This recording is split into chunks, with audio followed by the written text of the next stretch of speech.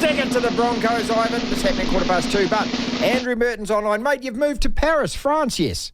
I am. I should say. Like, what did he say? Like Bill Murray says in Groundhog Day, we. Yeah, we. So the whole family's over there? He pulls out some of that French poetry. You remember? Yeah, that's right. You speak French? He's like, we. We. That's right. So the whole family's there? Yes, well, my kids are coming over from Christchurch in a couple of weeks' time to have 3 weeks. They haven't been over since I've been here, which was November last year. So that's pretty exciting. They've got 3 weeks with me. So, yeah, excited. And they might hopefully come back in July next year as well when the Olympics are on. So even better. All right, here we go. Merge, you're domiciled in France these days, mate. So what, is it just the life of the idle rich and retired at the age of 32? It's pretty glamorous, Marty. I've got to tell you, I've just come back from putting 3 loads of washing through the laundrette to get the industrial-sized dryer. So, like I say, it's glamorous existence over here. Look, just being at the World Cup, one of the things that, you kind of realise about sleepy old New Zealand, and I suppose Australia to a certain extent as well, is that it's just the relentlessness, isn't it? When you're surrounded by millions of people, everything is a war zone. Going to the supermarket takes all day. Getting your washing done, that's another day. Yeah, particularly, and on the streets, it's terrible. Driving around here is tough. There's no coordination with the traffic lights. But then again, I think that's all part of their. They don't prioritise getting anywhere in a hurry. They don't prioritise being urgent for anything. Family and your own health and relaxation comes before everything, including work. So, I think I'm starting to fit in pretty well, to be honest. You're smoking gitans yet? Because everyone's smoking ciggies still over there, I noticed. Look, you don't even need to buy your own. Just walk out the street. You get wafts of absolutely everything. I tell you what, it's there's little green haze every single street. So no, everything else I've got into, every other vice, which mostly means steak and sauces and and red wines and rosé in summer. So, like I say, just trying to integrate, mate. That's what it's about. And the size of your apartment, please, because some things in life we do celebrate their bigness: cars, pay packets, televisions, and especially in Paris, apartments. Yeah, I tell you what, I can swing a cat, but only if the windows are open. So, yeah, look, it's one of those places where the incentive is to get out and about a lot more. We're blessed with space in New Zealand, and your home's a castle. It's certainly not the case over here. So it's a little room at the side of the castle. Yeah. Hence no room for a dryer, mate. Hence heading down to the laundrette every night. Let's talk about the World Cup before we talk about anything else. So we've had a couple of weeks or more than that to actually digest this. How did you feel about just basically overall the tournament, the excitement of it, the build-up to the final, everything like that? Look, it was an awesome tournament. I've seen wins and I've seen losses now. So while I was desperate for the All Blacks to win, they didn't. You move on. It was a tough pill to swallow on the night, but you move on. There's one winner, and everyone else goes back to their rugby, or in New Zealand and Southern Hemisphere case, you go back to a summer, and so you got rocks under your beach towel. For another couple of months. But over here, they're straight back into it. I really enjoyed the event. I think a little bit of the sting went out of it when France lost in the quarterfinals. They made a valiant attempt to keep celebrating the tournament and whatnot, and they were very proud of their delivery of the tournament, but at the same time, they completely lost their mojo for it, as you'd expect. So that was a bit of a shame. I thought economically for the tournament, the best final would have been France-Ireland or France-England, or probably Japan. In a few years' time, if we can manufacture a couple of Indian players into a couple of the teams and access that market of 1.4 billion people, then I think that's great economically. But yeah, I thought France being in the final would have been good. It was a real disappointment. At the same time, what a wonderful weekend that quarterfinals weekend was. Best ever rugby I've been to, mate. Yeah. Those 2 games are the best ever test matches. That quarterfinals weekend for so long. Loved it in Japan, and this, it was tough for teams that there were the 4 top teams really in the world on one side of the draw, but it made for 4 really, really even quarterfinals, and it was a tremendous spectacle that whole weekend. So yeah, it was a great tournament. It went by. I was work. Maybe not everybody calls it work, but I was pretty busy throughout the tournament. Didn't really get to relax and just enjoy watching any of the games. I was mostly talking through it, ruining the experience for myself and for every listener.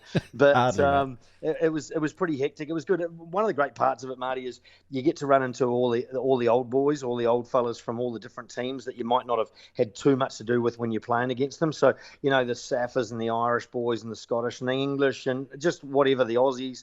all the old Kiwi guys from different eras, and you get to run into them a little bit. They're all running around working, trying to milk the corporate dollar, of course. But every now and then you get those little windows where you get a chance to have a catch up with them, which was a lot of fun. Well, I mean, we're lucky it only comes around every 4 years. I don't think anyone could handle it being every year. No, so there we go. We've got 4 years to build up for Australia. Just in terms of the way that the rugby is played, and there's so much discussion about this, about what the game's doing. Is it bogged down? Is it a quagmire? Is there enough running rugby? Is it TMO, too much influence? All of that kind of stuff. As a spectacle, is it a harder watch these days than what it should be? I think it depends your perspective, like if you come from an era where you really loved that 80s sort of rugby, maybe even into the 90s where, you could throw a blanket over the forward pack, a good clean out meant all 8 forwards are arriving there at the same time. And there seemed to be a lot of space. It was pretty organised and structured, but there was lots of space. Then, you've seen the game evolve and you may not love it as much. But I think for new viewers and stuff like that, there's enough to enthuse about.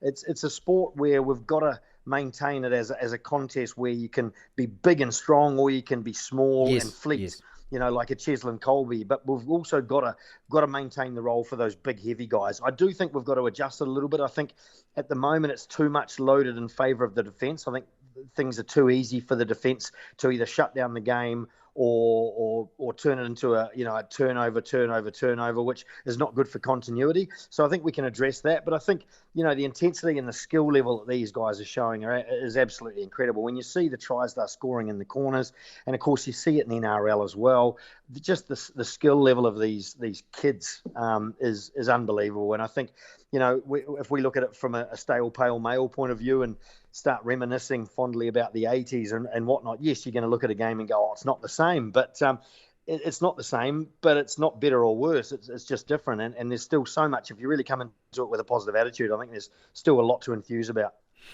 The body shapes are a hell of a lot different, though, aren't they, Mertz? I mean, when you actually mention that, look, I just think of a guy like Damien McKenzie and the brilliance that he has, and how it's so important to keep guys like that in the game rather than, in the end they get squashed because everyone is like a behemoth that they're playing against.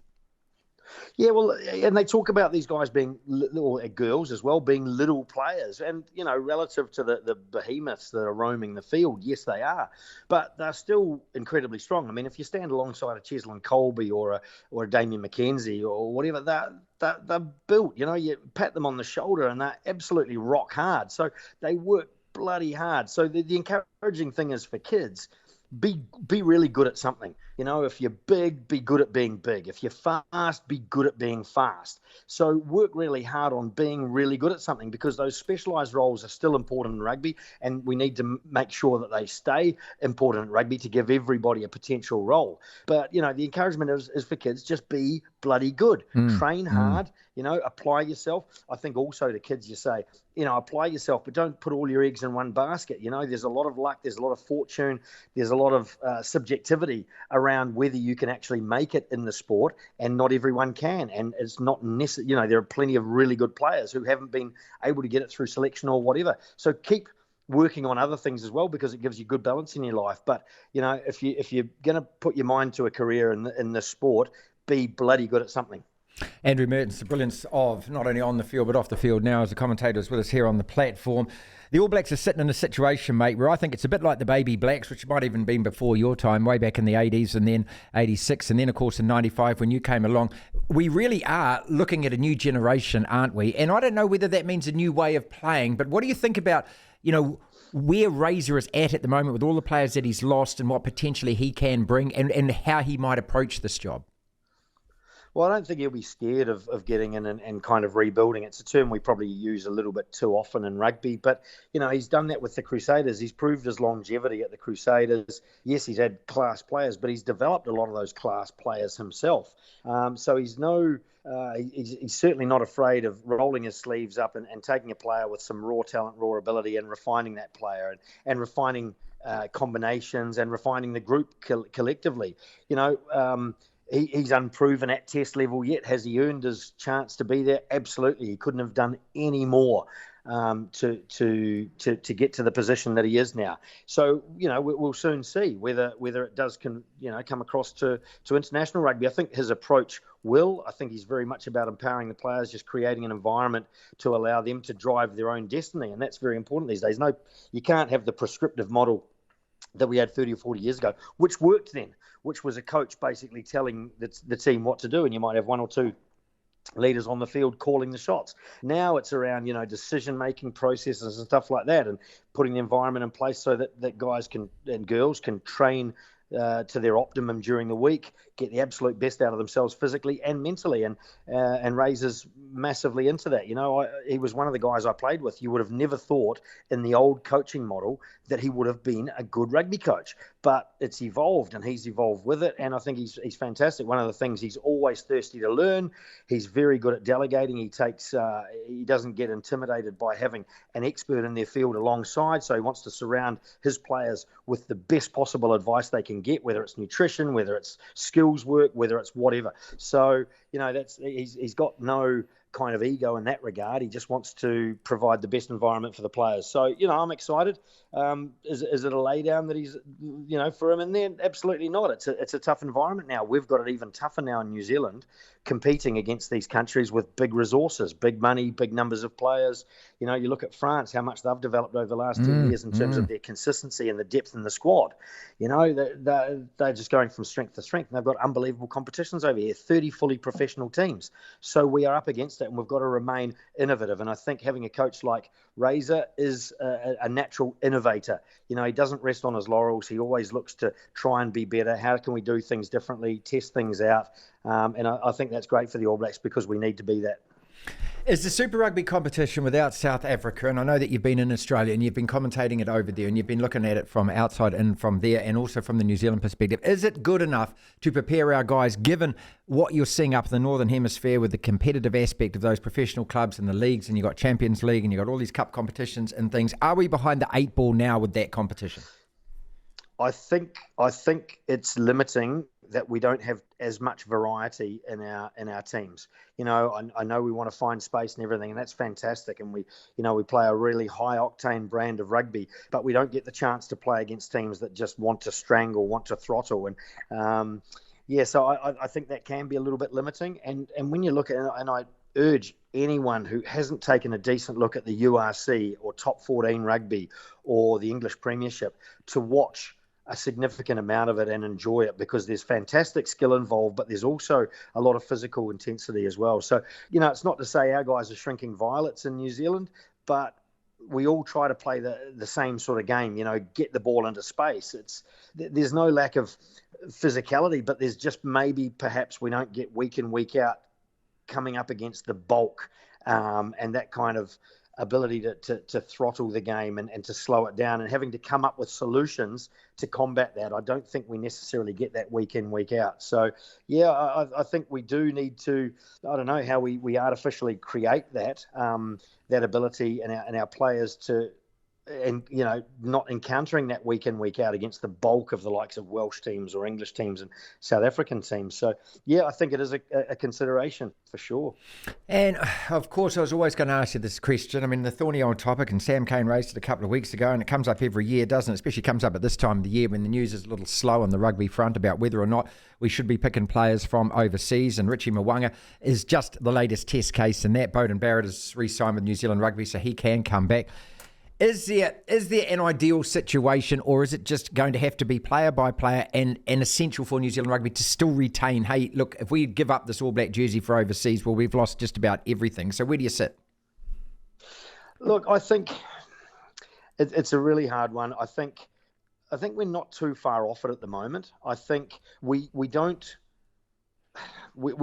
feel weak when we lose players at the moment, despite the fact, Barrett and Mwanga are going up to play in Japan. There will come a time where we feel, okay, if there's too much of an exodus, yes, we do actually feel weak. At the moment, I don't think we do.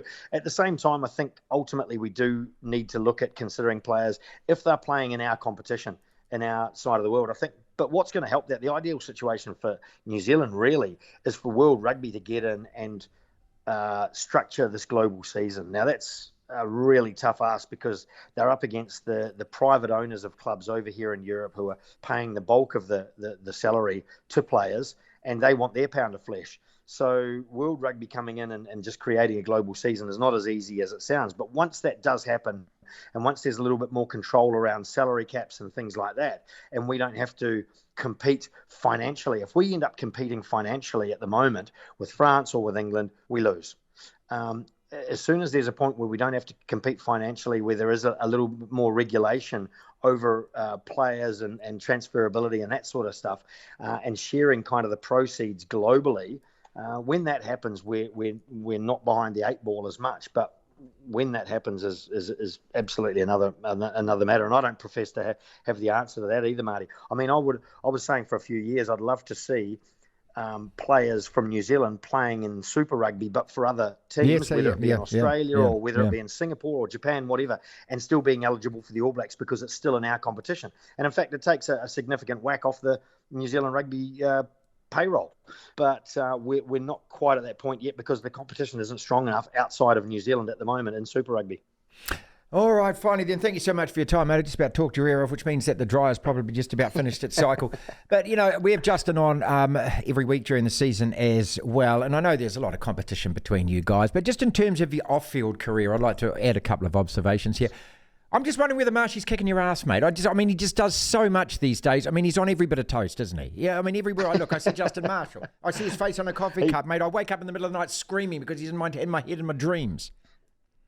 Yeah, me too. Actually, I only thought I'd got rid of those, him appearing in my dreams after years of touring with him, and then every 4 years I see him again for an extended period of time at the World Cup, and he's a menace too. He's a great tourist. Ironic that you say he's on every piece of toast because he was always a fantastic toaster on tour. He would never get up quickly enough or in good enough nick, jump up, bounce out of bed in the morning to get down in time for the hotel breakfast. So he went and bought himself a toaster on tour every single time. And he'd just order some bread up to his room. And you'd come back from breakfast, he's walking around in his hotel robe like Hugh Hefner with his little toaster going, popping up bread. So he's a fantastic tourist, Marshy. Look, I'm happy to have my ass kicked in terms of the media and stuff like that. He has been very good at it for a long time. And I remember when I came back to New Zealand, first got the chance to work with him at Sky, and I sat behind watching Nisbo and Marshy do their commentary, and I was just so blown away by the research that he's put in and the way he delivered everything. And I found it pretty inspiring. Could I do what he does? Absolutely not. I struggle, mate. I was hallucinating after about 3 weekends of the Rugby World Cup. There was that much rugby. So I do take my hat off to him. So, no, absolutely. And you know what? We were both so busy over the World Cup that even though we ran into one another a couple of times, it wasn't as vicious as it could have been. We could have, God, if I'd seen him a couple of times every week, then I would have been struggling to even make the playoffs. Mate, I mean, honestly, you have to avoid some of those messages. That's all there is to it, isn't there?